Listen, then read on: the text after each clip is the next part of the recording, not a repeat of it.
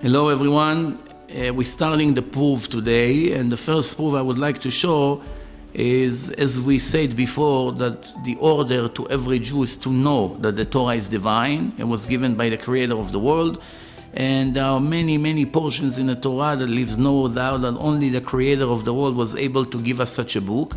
And one of the examples is, as we all know, the world has 72% water. How deep we can reach? So far we reached 12 kilometers, which is about 8 miles. The pressure is tremendous in the bottom of the oceans, but there are more than 30,000 different species, fish, and there are many snakes and scorpions and turtles and all kinds of things swimming in the oceans. The Torah was given to the Jew 3,320 years ago in public, in front of millions of witnesses, and it's a combination of written and oral Torah. The written Torah only write the name of the commandments, but when we go to the oral laws, all the hundreds and sometimes thousands of instructions how to do the commandment, it was given to Moshe verbally and was transferred from generation to generation until our days. As we review the oral law says something very interesting about that verse. The verse in the written Torah is, "Et ze tochlu mikol asher b'mayim." This is what you are allowed to eat from all the water. All the water, it did not specify which water. Everything that have fins and scales, you're allowed to eat. Remember, two signs, two witnesses, fins and scales.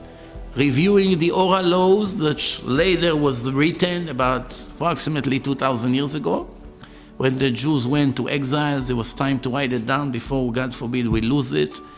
And then the Torah, God forbid, will become obsolete. So we had to write it. And Rabbi Yehuda Nasi, he was writing the Mishnayos, the Mishnah, which is the foundation of the oral law. And right there it says, everything that have scales, for sure have fins, guarantee. Let's analyze for a second what I just said. A book that was given 3,320 years ago. The creator of the world write to the Jews and give them this information in public that you should know. Every time you catch a fish or anything from the ocean, if you saw in his body scales that you scratch them and they fall off, for sure you're going to find fins. Which means if one individual will be able to bring one creature from all the oceans and the rivers that have scales in his body and did not have fins, that will be the first mistake in Judaism. But so many years, everyone is searching for that mistake and nobody was able to find one mistake yet. And perhaps they will have to wait many more years hoping to find one mistake. But we know, those who review the Torah and learn it carefully, know that the chance that the Torah will have mistakes is zero. Why? Because it's all divine. It was given to us by the creator of the world. So the Torah promise, you'll never find anything that have scales that did not have fins. First question we have to ask ourselves, why in a book of instruction that is given to a nation, the writer of the book has to express knowledge, to know that he controls the future, that he can watch everything simultaneously? Why does he have to prove it? The answer is, there are many Jews who will have doubts in the future. The Torah divine or not divine? How do I know? I wasn't there.